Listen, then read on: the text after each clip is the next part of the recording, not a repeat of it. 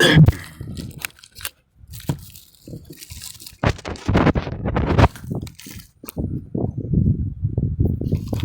I'm going to go ahead and address KPFK because I'm running for governor of California. My name is Michael Crosby, and I'm going to step out here as a direct challenge. I'm going to bring a great revelation to California voters. I'm going to offer them a chance to step back into colonial constitutional capitalism. Now, if you haven't heard me talk about colonial constitutional capitalism, I'm going to tell you right now, you don't know what colonial constitutional capitalism actually is. Because we have a system that is broken. And many people say, oh, we all know that. There's no secret there, right? Okay. So under my plan for governor, I'm going to be working with whoever I have to sit down with and discuss the deals that are going to have to get done. Now, again, colonial constitutional capitalism. Now different people have a lot of opinions and are like, well, I'm going to turn this off. Well, I want to get you your $80 million worth of stock. Did you know that you are owed $80 million worth of stock if you're someone within the 175 million vested citizens? That's group one. If you're in group two, you're owed $10 million worth of stock. And there's 100 million of you. So we're now up to 275 million people. Let's talk about this. Now, as we have the situation, we have a very interesting situation. The government said they have no money, okay? And they couldn't afford to do the great land purchases. So here we go. What did they do? They stepped up. Here's history, people. They stepped up and said, hey, we got no money, but we've run into this deal. We can buy all these other people out of this situation and make the largest real estate investment in the history of the world. So here they go out to propose, and they say, look, the only conduit that we can do right now, we can't go door knocking because, there's too many places to go. What we can do is get you to approve a temporary tax. And this represents you buying in, and you're going to get stock. You're a stockholder. You're going to get stock. You're going to get residuals off the minerals. You're also going to get dividends off the deals that get done. And you get land staking rights. Okay? That's part of the original contract item. Okay? But it seems like 92% of the people end up in a situation where all of a sudden people are saying, oh, your share, it's been decided. Yeah, it equates to zero. So let's go on Google Map real quick. Look at Google Map and understand, hey, how big is the United States? How much land is there in the first sequence of great land purchases? How does this go along? And beyond the shadow of a doubt, you getting zero, if you're in group one, how does that equate out? Your share is zero. No, that doesn't equate out. Now, I'm going to talk about who did what when and how you got ripped off. It's important. I'm talking about you people in group one and group two. Now, there's a group three, and that's getting looked at. I'm looking at the numbers on all that, and that comes out to be probably the last and final group. Unless, of course, you include Greenland. You see, because my proposal for Greenland is, let's sit down and talk about the deal. Colonial, constitutional, capitalism, my way, Michael Crosby, the way I see it. Because I think I have a deal for you. Because, see, I see Greenlanders wanting to maybe join into group one. They got a lot of land. I would say, yeah, $80 million worth of stock per citizen. Now, by the way, I've modernized all this. I've modernized it. See, adding all the modern features means we get to do things like immediately start out with 1,200 new megafunds, then go to 10,000 new megafunds, and keep going, basically. So it's important to understand colonial, constitutional, capitalism. Again, my name is Michael Crosby. I'm running for governor, California. Now, as we proceed forward, as I explain this, I want most people to understand I am looking out for your interest. This is important. It's crucially important because some people just don't believe it. Well, you need to sit down, be quiet, and listen to what I'm going to tell you because I'm an archiver. I know a whole lot of things. And there's a lot of people out there that are being pushed around by foreign money and all this other stuff. So you need to listen and understand that I'm trying to help you not get ripped off. Is this important? Is that what you want? Do you want somebody who's going to look out for you, for your wallet? You know, because I'm not some guy showing up at the carnival event throwing peanuts. Okay? I'm talking about colonial constitutional capitalism. I'm talking about your future. Hello, Moto.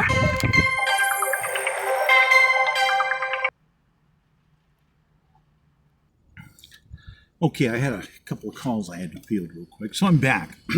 Colonial constitutional capitalism my way. So I've modernized things. I've spent decades designing this stuff, okay? So the mass model needs to be run completely differently. How? Well, we run it the way it was originally intended. Guess what? It turns out that that was the most incredible, brilliant plan in the history of the world. It quantitizes so very well.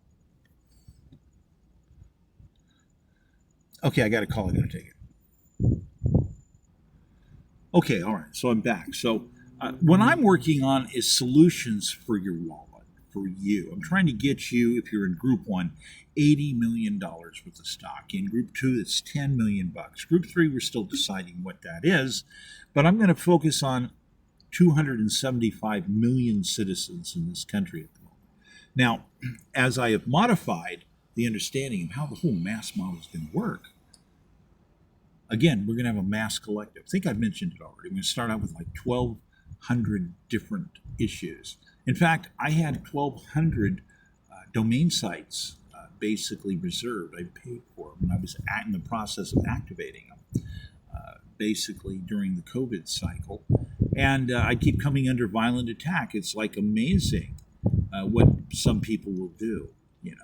And we have all this stuff that's going on and all this fraud and treason. You know, you have people getting blacklisted. You know, they take your name. Oh, yeah, you qualify. Congress has ordered you to get financially compensated. Then they go to the government, turn in the lists. They get paid. They get this bulk money paid. And then they blacklist you. They lie to you. They tell you there's no money available. And they start slinging the money outside the country to people who are not citizens. I'll explain the short version of that, okay? High crimes, misdemeanor, and yes, it includes treason. Okay, let's keep moving forward. We got to stay sharp. Now, among these different things, you know, I'm running for office, and I got people walking up to me, got bucketfuls of small issues. They want to talk about saving $30 here or $10 there, you know, all this stuff that's just small peanuts. You know, I'm trying to get your life and your children's life permanently on track with success. You know, it's very simple. I mean, we have a situation right now where people expect you to like work for 42 years before you can retire. 42 years. Let's do the math on that. Let's make a note real quick on paper. 42 years. And then maybe they're also telling you, well, maybe, perhaps, maybe you will have achieved the American dream of owning a house. Perhaps, maybe, or you're buying it. Okay, look, let's get real about this. The year was 1750. The average longevity, the average age was 38 years of age. 38 years of age. Let me see. 38 is less than 42. Check me on the math on that, please. Okay, I had another phone call. I had to break there for a second. Now the thing here is I'm really trying to do the smart thing, the logical thing, because here we have a lot of stuff where basically we have people telling us these narratives that don't make any sense. The math doesn't work out. So when we're talking about the mass power of language models and being able to really equate everything, we're in a situation now where human beings are going to get ripped apart like they'll get thrown straight into shredders, just zip, real big, huge mess, But still, see, people think that politics is still finding the Messiah, perhaps, in other words, they're trying to deal with the reality of who's the worst criminal. And, oh, by the way, people are looking around half-heartedly to see if they can find somebody who might be smooth, So would that mean, how are you doing? I'm your next great leader. Would you pull down your pants and smile?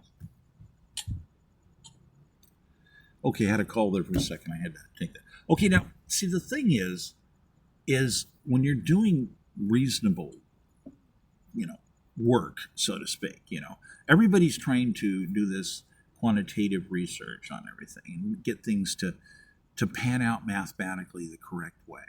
And we're always inventing brand new terms and brand new ways to do things. Now, I'm more than 25 years behind schedule to do what I want to do because the chips weren't available. So I decided to move forward with designs. See, so now all of a sudden I have these fantastic designs that the chips are just beginning to be able to address how to do it. But see, this gives me an edge. This basically means in many ways I'm 25 years ahead. I'm very serious about this. So we've talked about group 1, group 2, and group 2, let's go. Group 2, by the way, the real estate, the way this comes out, okay, is that the cutoff point is after the great land purchases. And then we have this zone where we don't really acquire much in the way of land until basically, we got a little bit of conflict there, but basically it's World War II. If you cut it off at World War II, going into World War II, Britain came in and said, "Hi, how are you doing? We want to be your buddy. Please, would you accept this land and these territories and help us?" Okay, so a genuine offering, very solid offering. So we again got a hold of all this territory, and that gets split between Group 1 and Group 2. There's actually a pre-Group 1, but we'll talk about that later on. So Group 2 gets to split this. This is why you have a situation where Group 1's getting $80 million worth of stock and Group 2's getting $10 million, okay? So now into this, basically the original colonial constitutional capitalism belief system, which actually is in fact our Constitution, is for us to have unlimited rights to the Treasury, to have access to the Treasury for the purpose of building new hard assets wholesale. Okay, that's homes, okay? So, here with my philosophy, we are going to have children that are going to graduate from high school and being qualified to manage construction projects and be able to make $200,000 a year. This is just basic Christ the carpentry concepts and continuation. just real basic stuff, which there seems to be something wrong with our system. I mean, why would anybody want to involve themselves in systems that want to prepare you to be a good wage slave and work for 42 years when you can do things like build your own home? I mean, can you imagine? Let's talk about it. Build your own home. Let's talk about it. Greenlanders are looking at California right now, and they're seeing people dying in the street. They're like, wow. Greenlanders haven't had anybody die of homelessness. I think it's been 5 years since somebody died in Greenland being homeless. So when people basically walk up to Eskimos and Greenlanders and say, hey, look, it's $42,000, plus you have to get all this complicated paperwork filled out, and then we'll allow you to build. But you have to then find the land and all this other stuff. So people are like, okay, how does this work? Let me see. Let's get this straight. You're a burger flipper, right? Okay. 56% of students graduate. You're burger flippers, right? That's the truth. Okay, well, LA, yeah, you're burger. Okay, and so you're burger flippers. How much money are you making? How much money are you going to maybe pay in taxes? Okay. Let's flip this around. Look, colonial constitutional capitalism. Okay. Look, I'm running government here. I'm looking at the situation. I'm looking at the math. A burger flipper is going to help maybe pay $3,500 in taxes. Okay. Let me explain the difference. Colonial constitutional capitalism says, no, let's back this person to build their own home. Put a roof over their head. Why? Well, you don't want to die from the elements. That's important. I mean, bring the Eskimos and the Greenlanders in again and walk up to them and say, yeah, we can't allow you to build a home unless you got $42,000. And you're like, for many, many thousands and thousands of years, we do this. It's a standard thing. See, there are elements that are going to kill us, so we have to build shelter. And this is usually something we've done for thousands of years with our own hands. See, we do this so we can live. So, understanding how Greenlanders look at California and say, what is this conundrum these people have invented? This is ridiculous. These people are committing genocide. Genocide. So guys like me are going to say, hey, look, man, I want to invite the Greenlanders in. They'll fit into Group 1 real nice. $80 million worth of stock. Let's negotiate. In fact, hey, I will give Greenland power to help negotiate a better future. They can step up to the bat and say, yes, well, first of all, you have to make it a crime and hold these people accountable for all the genocide that they're committing. This is not acceptable. So the Greenlanders say, look, we're not going to join if you have these laws. You have to fix this, or we want nothing to do with this. And I'm going to say, I agree. Hey, I'm on the same page here. No problem. Yeah, let's fix this. Let's stop genocide. Okay, sorry, interruption. I had to take a call again there. Okay, you've got Greenlanders also complain. They go, look, we want nothing to do with joining America and becoming another state. Along the lines of this genocide stuff, and you have all these people, they're running around stealing these people's homes from them. You got people work their whole life, they decided to retire and travel around in RVs, and they're stealing them from people, and they're pestering these people, and they're going after these people and harassing them, and it's just horrible. And then you got these other people that are just going through life trying to figure out what's going on, and they're getting hammered by 200 different overlapping false laws that never needed to exist to begin with, that are interfering with people's lives. And this is genocide, and we want nothing to do with this. If you want us to join, hey, we got to talk about this. We have a reputation. We have ethics. If we're going to join you, we need to see a much better deal, guarantee here on the laws and what's going to happen. We need to have some real footing.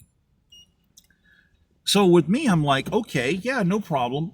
First of all, see, with colonial constitutional capitalism, as we have Group 1 and Group 2 to start off with, we bought the land. The government didn't have any money. We bought it. We own it, lock, stock, and barrel. Under modern law, help some of you people out that aren't good historians, under modern law, the implied understanding that if you were invited to let's say a Hilton hotel, and a bunch of people said, hey, we're here, we got this business deal here, y'all buy in, you're going to be stockholders, and you're going to get residuals off the minerals, and you're going to get, dividends off the deals we do, and you're going to get land staking. It's a great real estate deal. And then all of a sudden say, oh, well, we changed our mind, y'all get zero. We're very much on the same page as y'all get zero. You understand? Y'all get zero, and we're going to basically, create all of these really ridiculous rules and permits and costs and charges and extra fees and taxes and all this stuff. Okay, that wouldn't fly. You see, real quickly, people knock on your door and say, hi, how you doing? You're going to need to come with us. Look, we have these pretty bracelets that we're going to want you to wear. You cannot basically show up and have no money and steal all these people's money, these investors' money, and steal all of the real estate that you're purchasing. You can't do that. that's against the law.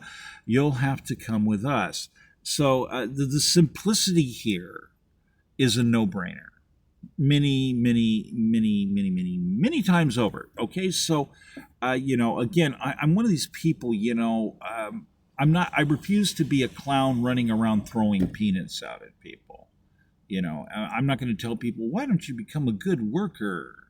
Why don't you become a good socialist or communist? I don't like those. See, with me, there's this slight personal effect.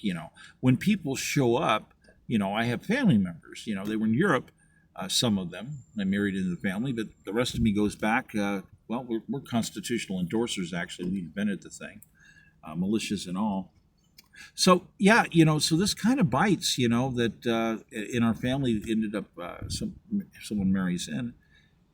And it's a really interesting situation. There's all of these cards and letters, and basically had people show up and they said they were code enforcement.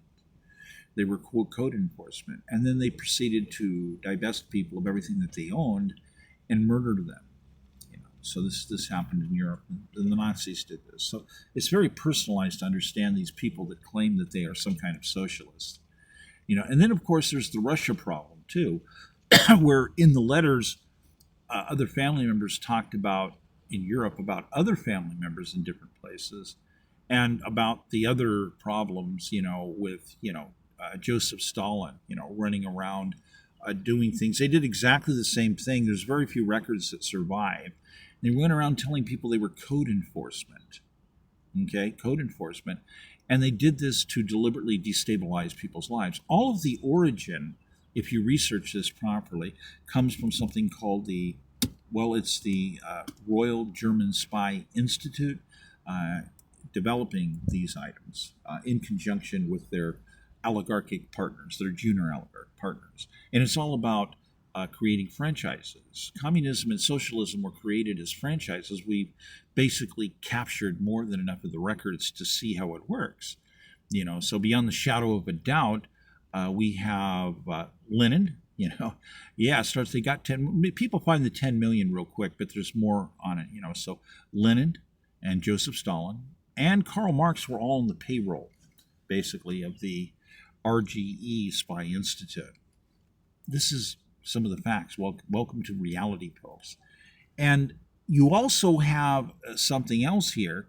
You have them on additional payrolls, which were syndicate payrolls, because they were junior oligarchs. You say. So as you would have RGE literally controlling mass puppeting. It's the art of controlling entire cities, entire governments by basically funding all of the various factions at the same time. Yeah, as a mass model, I basically study this. See, I study this to see how it is that everything moves, because you have the banker types and all these people.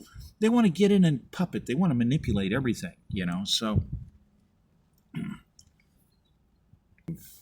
So this becomes a really big thing to say, if some of you are having a problem, welcome to reality. You see, you had 200 plus people always working at the RGE Spy Institute. And basically, you had like 30 people. They were psychiatrists, military grade. Okay, these people had an array of sheepskins, and they would work together to give you an idea of the depth of the character of these people. I want you to think about the Hannibal Lecter in the film, the cannibal.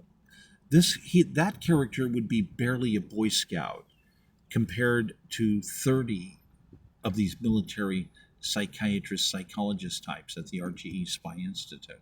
See, they were engineering a mass puppeting scheme to be able to literally fully know in advance that they were planning on murdering tens of millions of people. The art of basically sending various representatives around and cutting the pie up. They would split it. They had these junior oligarch members that would split. They split these deals 50-50. They were very lucrative. We could talk about them manipulating data. That was lucrative, but it was very lucrative. Yeah, they'd run around and they would basically knock on people's doors, and they would murder them and steal all of their stuff. So here you have Joseph Stalin running around doing this, setting brand new world records of how fast he could murder tens of millions of people. And this miracle was performed literally by the RGE Spy Institute and their oligarchic partners to basically get a hold of the data.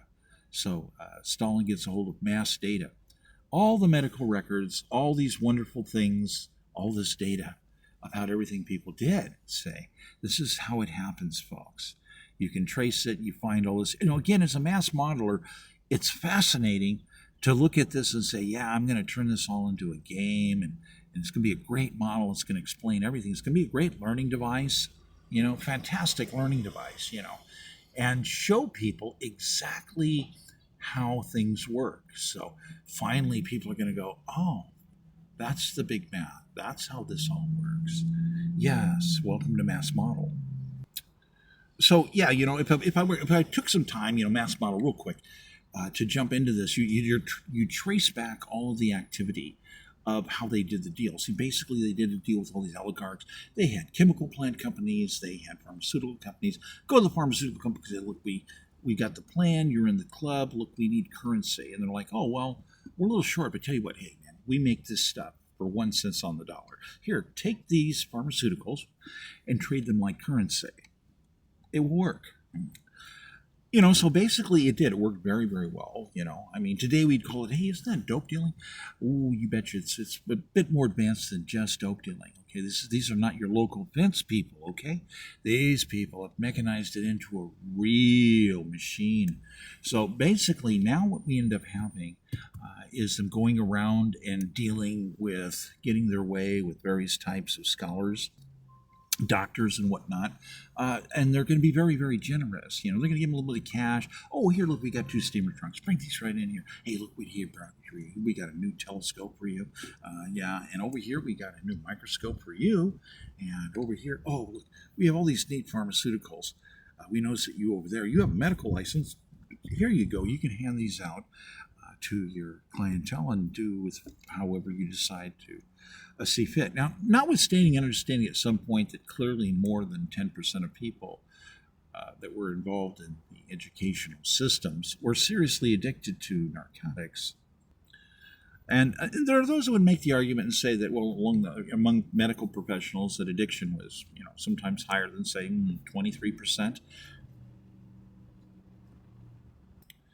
So here we have the big door opening, basically, where brilliance comes into play, trading every which way, and then, oh, by the way, we want to help sponsor all kinds of scholastic activities. Yes, studies, all sorts of things. So, yeah, we're going to sponsor all this stuff, and we're going to have winners and everything else. Oh, by the way, we need all the data. We have to verify this with some of our own independent experts. So we're going to need copies of all the data. Just turn over all your patient records. You can trust us. That's okay. So as we proceed forward to come up all the best evidence, make those nice, wonderful cogs for our big, huge mass model that we're going to game with, and we're going to run the universe with this. Man, we're going to do things with finances that are mind-boggling. Oh, my goodness. Look at the new chips that are going to be coming out with NVIDIA. Oh, yeah, buddy. So here we go. In that understanding, you got to have pure data. You got to get this data because, the RGE Spy Department, say these guys, RGE Spy Institute, it was really good. See, they keep reworking the data. They were brilliant at it. They rework the data. Let's rework this into sales pitches. Let's rework this into demographic information for sales. Yes. Okay. Hey, let's rework this into this, that, the other. You name it, they reworked the information and they sold it again and again and again.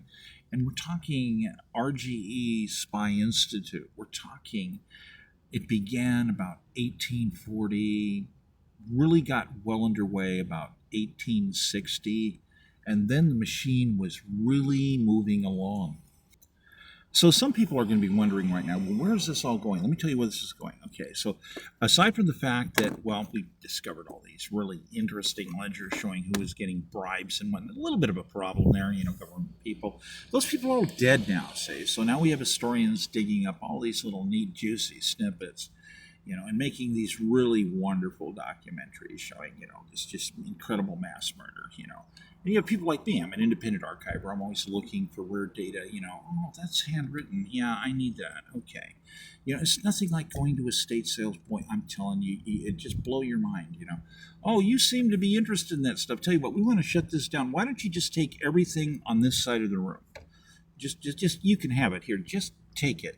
So you get donations. Into the archive, so to speak. So these things occur over the course of years and whatnot. This is how you end up having a book collection that's worth like more than $300 million. And then, by the way, who buys books anymore? People barely read books. This is part of the problem with our society. We don't have enough people who actually read and comprehend books. This is a problem.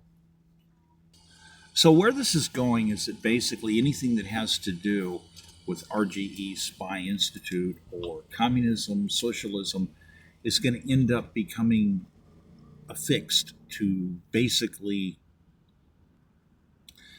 criminology, where basically it's going to always be looked at, because basically the discovery now is when you go through everything that's coming out in the areas of our recovery. We fought 2 great wars with these people. We recovered a lot of stuff. So now it's going to all come out. We're going to get all that really neat, groovy stuff, all that stuff from Britain and even Israel and all this other people that investigated this stuff. So it's going to end up getting merged into an understanding of criminology, because basically everything that has to do with the truth about the RGE and their Spy Institute and them weaponizing and developing, stealing data, with both hands, just flat out stealing people's creative rights left and right. They just sucked it all up and reworked it and manipulated it. So this is basically a master deception. And so they're using it to have appeal similar to a church, to end up making their own false spirited item, as you find that the books reveal the real oligarchs, the real creators, and the real truth about how the leaders are oligarchs. It's just amazing. And they're also murder incorporated. So this means under modern law in the United States, everything is identified at the very least as a RICO. This means that organizations are subject to basically, immediate seizure of all assets, and members would be subject to arrest. This is where this goes, people. Okay, I'm a mass modeler. I've gone through amounts of data that are mind-boggling. Okay, this is where this goes. There is none of this, it's opinion, it's just, no, that ain't going to happen, okay? We have exact, actionable evidence repeatedly, and there's 180 million dead people because of this RGE, Spy Institute, and their partners, their mini oligarch partners here. And I haven't even got into the bankers yet. I haven't even got into talking about how different bankers did things and how they did things and how they basically removed themselves from any form of liability in spirit, so to speak. I haven't gone there yet. That's for another day. Perhaps there's a lot of other people. They've already done a lot of material on that. But I need to cover some of the basics here so people are going to have an idea of what's getting ready to happen. So basically, there's been a long-standing policy involving people have to pre-sign off on lie detectors. If you want to become the last finalist to get the job, to get a government job, you have to pre-agree, you have to pre-sign off in advance to lie detectors on demand. And the technology has furthered itself at an amazing pace. And it's going to end up becoming miniaturized. It's being miniaturized right now. So a $10 million fMRI lie detector is going to end up being dramatically reduced. This is going to be something that's going to be in a briefcase. This is something that's going to be $100,000 or less very soon. And people are also going to be hot and heavy on utilizing it as a computer interface. In many ways, we're already there. You're seeing examples with people utilizing surgery and whatnot. But, my research when I was researching this was try to figure out at what distance that you could actually get some interesting readings on. And so I was focusing on getting quality readings that are like 20 feet away. I did a lot of lab work in that. So here we have to have people get on the same page as understanding irrefutable evidence instead of addressing life like they're in some kind of a cult and that they need deprogrammers to show up and help them, basically. So we have a lot of people that are participating in things that do nothing. Say, with me, it's like I'm the candidate. Let's start out with issues that are worth $1 million or more to you in your future, and let's move up to $10 million issues, $80 million issues. Now let's move up to the $4 billion issue. Yeah, let's go to the $4 billion issue. The $4 billion issue is group one, where basically what we're going to do is it's permastock again. You can't actually really sell it except back to us, okay? And you can't allow the government to ever take it. It's off limits. The government can't have it because the government has no right to it. You can't tax it, A lot of people don't like that. You can't tax it. And a lot of it's hooked together with blockchains where basically any area of cross handling of the governance and partnerships is going to deal with blockchain programming, where basically new coins are going to basically be minted, and that's what the IRS will get to accept then, say. So in other words, we're eliminating all accounting. It's going to make this basically a virtually automatic feature, among other things. So you might have noticed that basically universal income, crash burn, that's not what's going to happen. My name's Michael Crosby. I'm running for governor, and what's going to really happen is a resurgence of colonial constitutional capitalism. This is what's going down right now as we are going to make America great once again. So basically, if you're group one or group two, you're guaranteed to always get loans so you can build real estate wholesale. That means you can build it at 70 cents on the dollar. That means immediately you're going to have this continuous 30% equity realization overall. And as time moves forward, this is going to be undeniable because your equity is going to go up really, really fast. And then we have these other aspects regarding the basic simplicity that it's owner builder. You're the owner builder, and you're going to pay yourself your own later. You become your own boss, and you are going to build your own structures. So you are now into a perpetual situation where part of the money that you're borrowing, for instance, in certain instances, you're not always borrowing it, but is going to continuously give you a paycheck. Say, as an owner developer, you get the labor and you get a little bonus on the stuff too. That's the way it works. Plus, you're getting that equity. You're just sucking up on that equity, 30% right there. So this is most situations. There's some variances in real estate. You have to watch that you don't get the wrong property and overdevelop. But aside from understanding those type of sub-formula valuations, essentially for most people, this is going to work very, very well. So again, my name is Michael Crosby. I'm running for governor of California currently. I'm a reoccurring candidate, by the way. There's a lot more to these various issues. And I want to also let people understand this actually is me modifying, in some ways, what basically is our original contracts, our original understanding of colonial constitutional capitalism. These pre-existing documents involving contracts and agreements that were utilized in discussions as we were deciding how we were going to make the very first of what now is the fifth constitution that we're on. So there is nothing involving a cancellation of certain aspects, or we're out, basically. That's the way the deal goes. So basically, this plan involves a lot of governance where people get together and they decide, going to forums, what issues they're interested in. So people are going to pair off all over the place. There's going to be massive activity. Again, we're starting off with 1,200 issues, then we're quickly going to go to 10,000, and then we're going to proceed forward from there.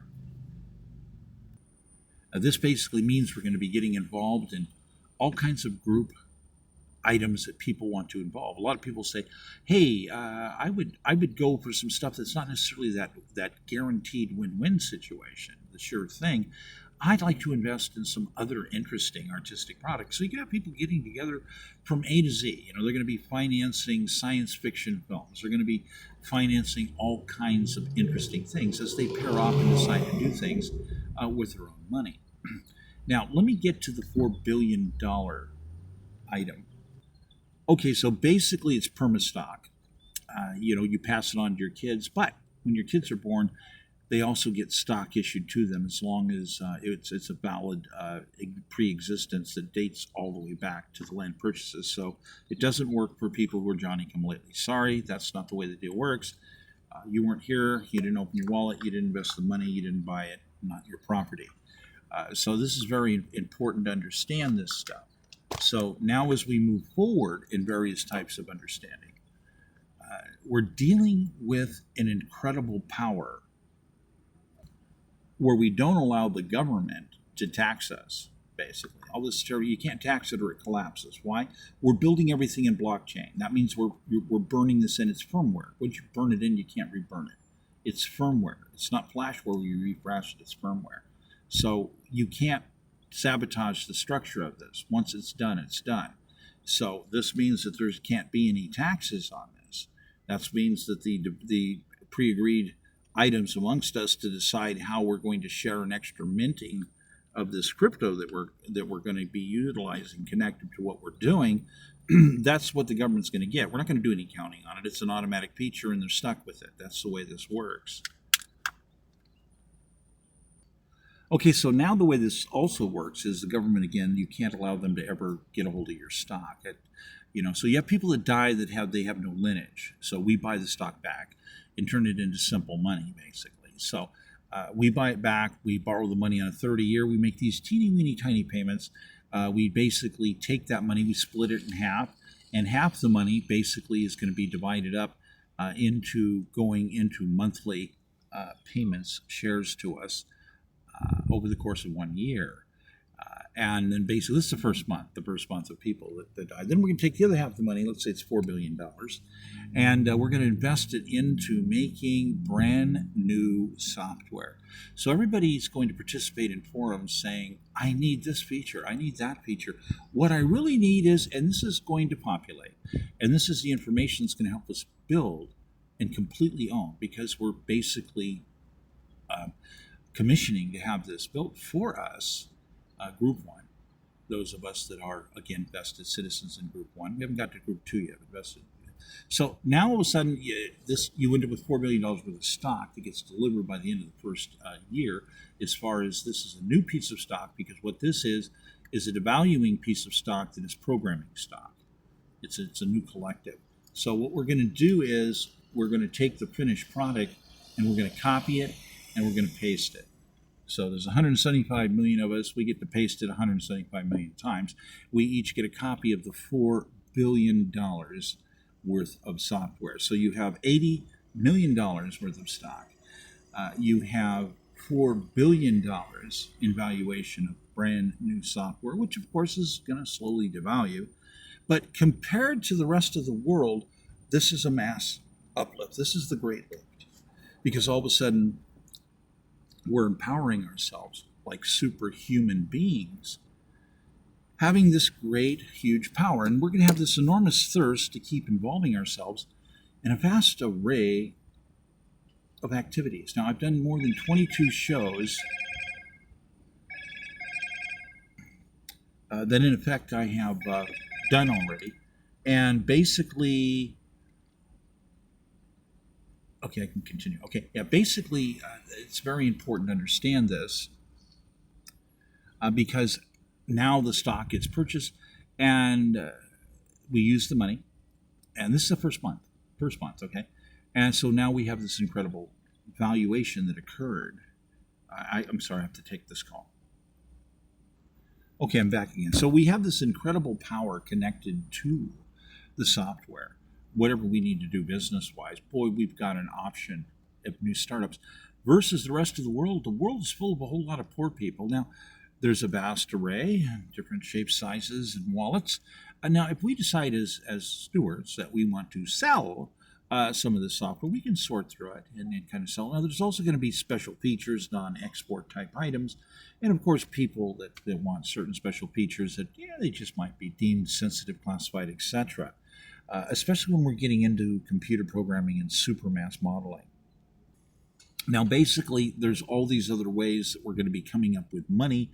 I go through those in 22 shows to show how by the end of the first year that we're literally going to be having incomes that are at least $10,000 a month.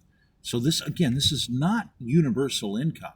Okay, this is all about those of us who already opened our wallet and paid for everything. We paid for the entire land purchase. We own this. This is our property. Hello, how are you doing? We are the stewards. So in case some of you aren't quite getting it, Group 1, we are the stewards. Basically, we are the people who made the Constitution of the United States. We are the people who had militias already.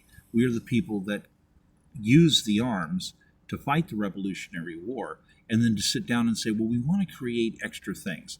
We want to all focus money to create brand new objects, like a brand new federal militia.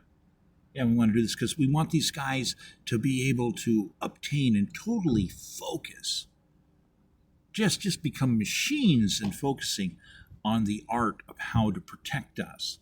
This is wisdom. This makes sense. See, but we're not going to sacrifice any of our rights. We are the militias that built this country. See, some people think the word militia was invented at the writing of the Constitution. It was not. So we have an array of powers that many people don't understand that are connected to our lineage. And this is the right of keeping and bearing arms, the right to deal with, rebellion, insurrection, and invasion. And we also have an obligation to move forward with the most advanced possible options, because we are also doers, to be committed to furthering knowledge, our lives, everything about our lives and our children's lives. We're very committed to this. So basically, we're not a bunch of clowns running around throwing peanuts out. And I hope that people understand this. As I've explained also, we have parties who are diabolically opposed to colonial constitutional capitalism, namely communists, which are created by the RGE Spy Institute. So they wanted to get Russia out of the picture and destabilize it. It was localized. And the number 2 target was the United States. A lot of people don't understand how this works. So the number 2 target, being the United States, we have all this infiltration, all these things that happen. We ended up having chemical plants literally building munitions that ended up killing our own guys in World War I. And this was not a pretty thing. It wasn't very fun. And there's a lot of historians that will help you out with some of that if you're curious about it. So to jump forward and give you some different ideas, we have this mass problem with immigration and various things. And if you want to do tests, you can go out there and go to a Home Depot or wherever and say, hey, here's a guy right here. You're looking for work. Are you a carpenter? He goes, oh, yes, senor, I'm a good carpenter. Okay, look, I got the land. I've got the permits paid for. Everything's pre-agreed. Everything's ready to go. All the materials that you need, and I even have the tools. I will provide one helper for you. Perhaps 2 if you can convince me you need the second one. How many homes can you build? Here's some plans. These are 2, 3, 4-bedroom homes, single floor. How many of these can you build for me per year? And the gentleman sits there and thinks about it and says, oh, senor, I'm a good carpenter. I can build 3 houses per year. 3 houses. My labor, yes, I can build 3 houses. Yes. So, with me and people that believe in colonial constitutional capitalism, of course, my variant is probably quite a bit different than others. But it really bites when we have people going to tell us they want us to work for 42 years. And maybe we'll end up with a house and it's an American dream. That's insanity, we have the right to build a roof over our heads with our own hands to save our lives from the elements. This is a standard item of the human condition, from our standpoint, because it's very simple. We paid for all the land. We own it. We bought it. We paid for it. Government didn't have money.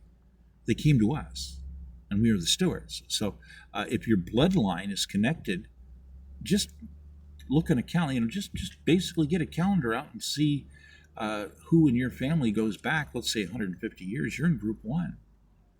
More? Yeah, you're definitely Group 1. Group 2? Oh, okay, well, it's previous to being a citizen in World War II. We have a lot of people that are vested. They've shed blood.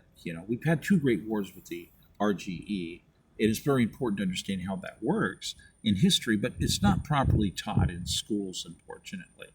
And a lot of what is being taught is madness. LA school system committing what would be, I would call it $480,000 on 13 years of schooling. That's K through 12. And basically, what are these people? It's a 56% placement graduation rate of burger flippers to burger flipping. This is ridiculous. Seventh graders can do burger flipping. Give me the work permit. I'm going to go become a burger flipper. This is an insult to our children to have these kinds of items coming forward, and these adjusted curves and all this stuff. I'll change all of that as governor. Our children will end up. You do 13 years of schooling, you should be looking at being self-sustaining to be able to get loans and continuously derive yourself a $200,000 a year income between asset acquisition and monies paid to yourself, just managing contracting for yourself. Basically. So there's no excuse not to allow this to happen because, again, the year 1750, the average 12 to 15-year-old was involved in carpentry and pretty much building their own house because they had to provide for their future because they were only going to live statistically to an average of 38 years of age. And just work those numbers and understand what that means. And there's other historical information to understand what certain things mean.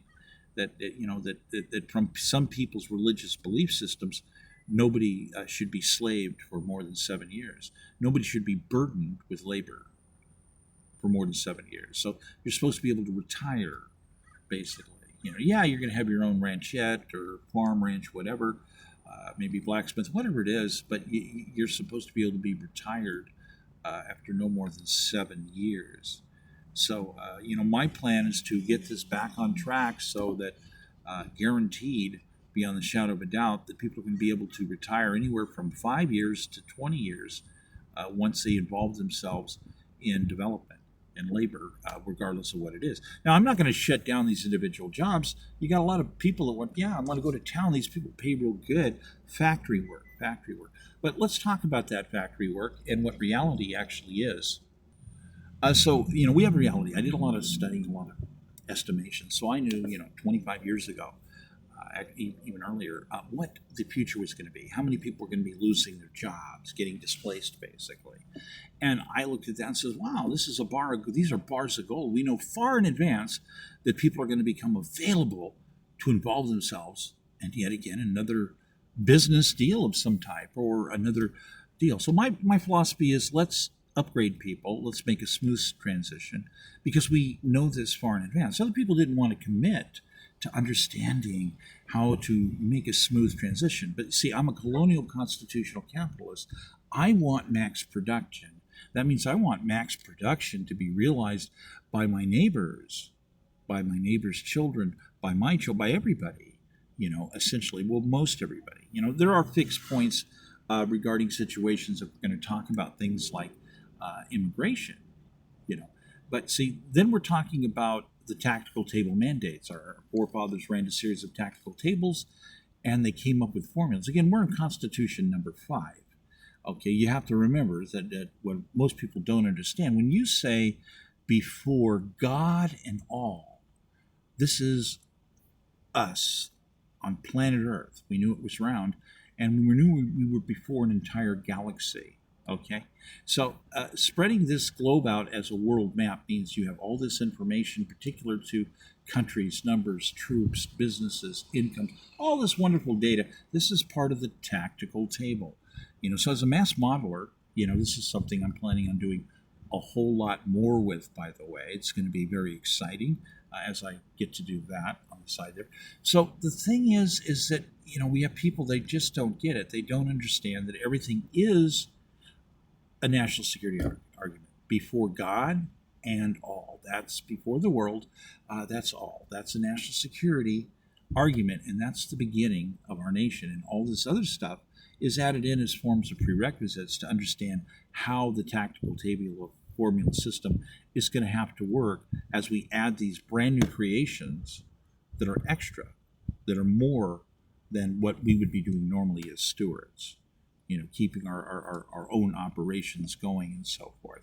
Because why we are the people who built the country. My bloodline, we built the country. This is us. We built this. And there's lots of us, by the way. And we have voting rights that are more powerful than other people's voting rights, from the standpoint that we have people who are sneaking in. They're not being loyal to the Constitution of the United States, which is essential. If you want voting rights, it's always been that you had to take an oath to protect the Constitution of the United States. And that, in fact, is colonial constitutional capitalism. This is the agreement. Again, we're looking at what? It's a condensed document.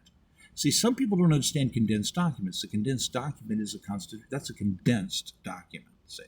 And that means that it is endorsing all these other documents that we had ongoing that pre-exist, and people just don't get it. They have to get it and understand that we are the origin before the Constitution. Hi, how are you doing? We're the stewards. So basically, we love the idea of sponsoring people into this country. There's just certain numbers, certain rules. We want to vet things the right way and work with it that way. And those numbers have been violated. So we can't allow the numbers to go out of control. Unlimited people, no, we can't do this. They'll overthrow the government. Sorry, that was pre-decided. That is a hard agreement. That's a national security agreement. Can never be changed. Because why? It was decided doing a whole lot of math on tactical tables. So myself, as a mass modeler, I can run these programs, and it's childishly easy. So we have these people stepping up all the time, and they're embarrassing themselves, quite frankly, because they can't conduct a decent tactical table to show their viewpoint actually working. So they're involved in frivolous, harassing pursuits respective to their activities. So here we have the perfection of mass modeling, the tactical table, the hard truth, the hard logic. It's inescapable, beyond the shadow of a doubt. There's no way around it.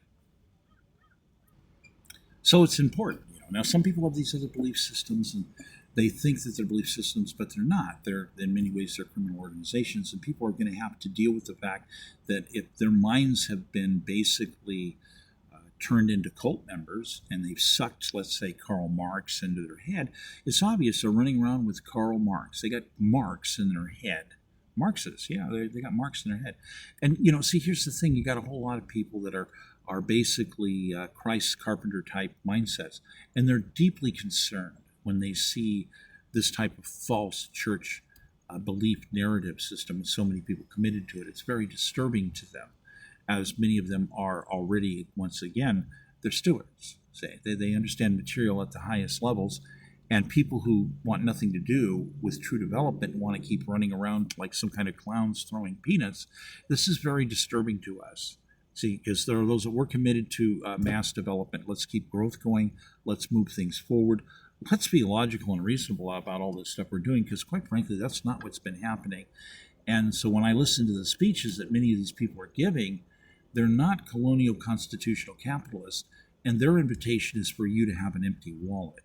And this is why I'm stepping up to run for office and get things done, okay? Because I'm measuring things upwards into the billions of dollars of asset valuations that I am going to increase and enrich your life by, okay?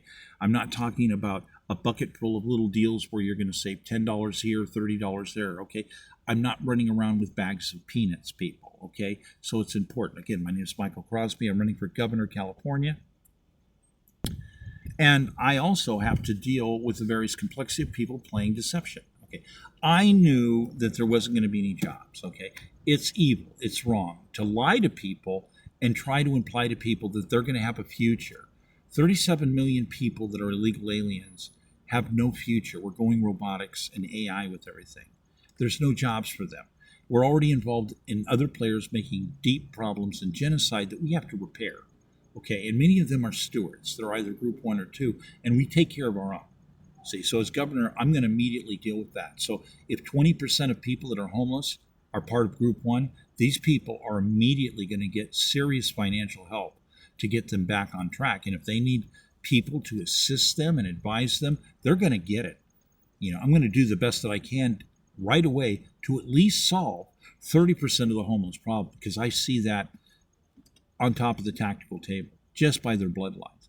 Their parents already opened their wallet and paid cash for the lands. They're landowners. And I won't hear people saying that 0 is a real figure for people who paid for the land.